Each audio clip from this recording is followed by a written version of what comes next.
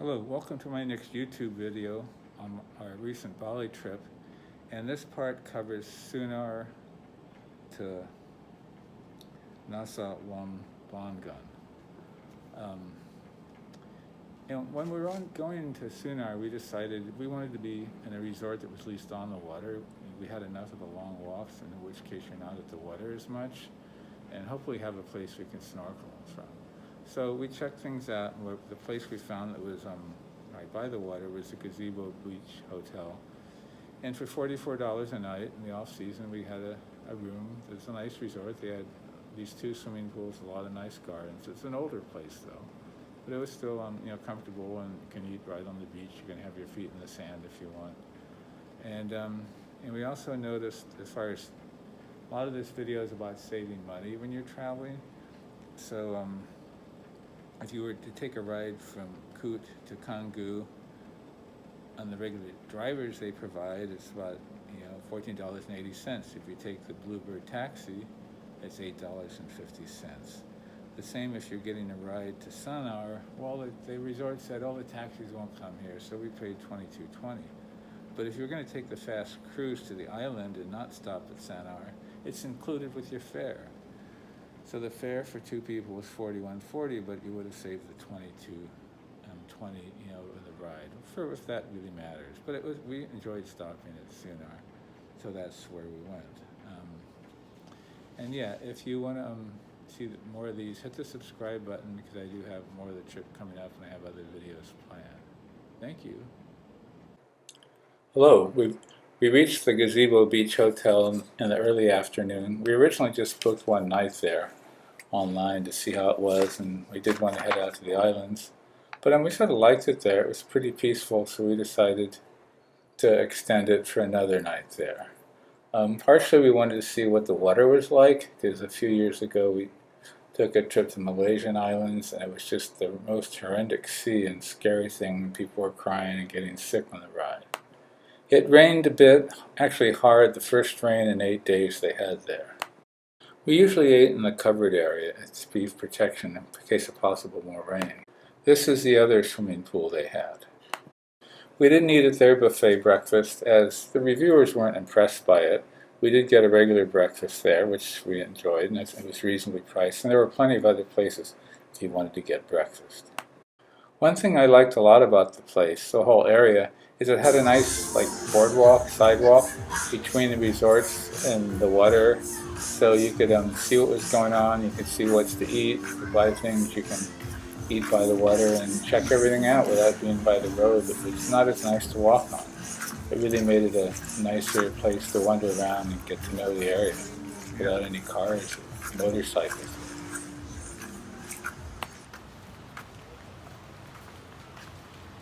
This is the nearest, least motorcycle parking to the walkway area, and you can see it's quite popular, and this is a market they had which sold a lot of variety of clothes and things. And this is a sea turtle rescue place where they help them grow and so they could live on their own out in the ocean.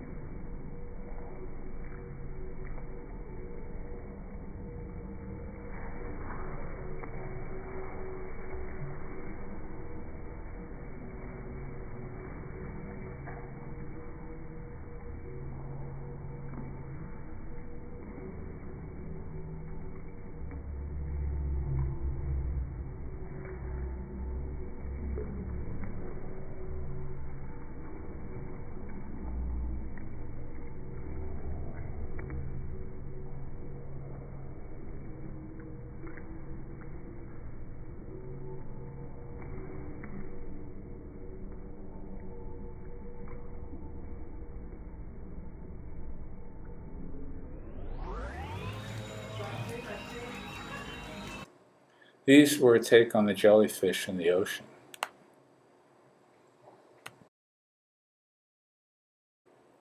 We had some excellent local flavored gelatos.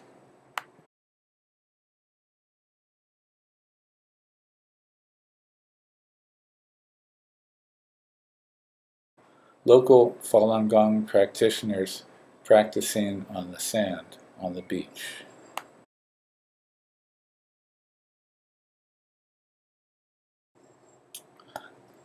The Grand Inna Bali Beach Resort looked very special, expensive, fancy pools, high-rise, beautiful things. But I checked online, and actually on the off-season, they have some pretty good prices. If you want to go there, they're worth checking out. It costs more than where we stayed, but it still looked like a great hotel, and it's right near the heart of the boats coming and going. The last morning, someone from Scoot Fast Cruises came to our hotel and picked us up and took us to where the boats are, and then we took the ride over to Nusa Lembongan Island. And yeah, there we are waiting to get our luggage, and then they gave us a ride to the resort which we had chosen. We chose one related to the boat company. It was called Tropical Tranquility. A nice little place with only 4 units. Nice couple from Australia owns and runs it. Their peak season price is about $81.50 a night. The low season is generally $63, but since there was nobody staying there, they offered us at $51.80 a night. So we started for 2 nights and added a 3rd night. It was a very peaceful place. Of course, that included a good breakfast with plenty of fruit and many, many DVDs that we could want to watch.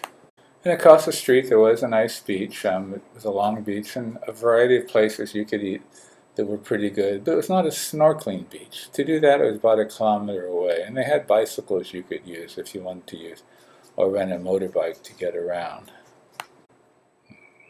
I decided I want to do a boat snorkeling trip, so someone from the place picked me up, took me there. They said the Blue Boat, which is what you just saw, and these are some pictures around from when we were taking off on our snorkeling trip.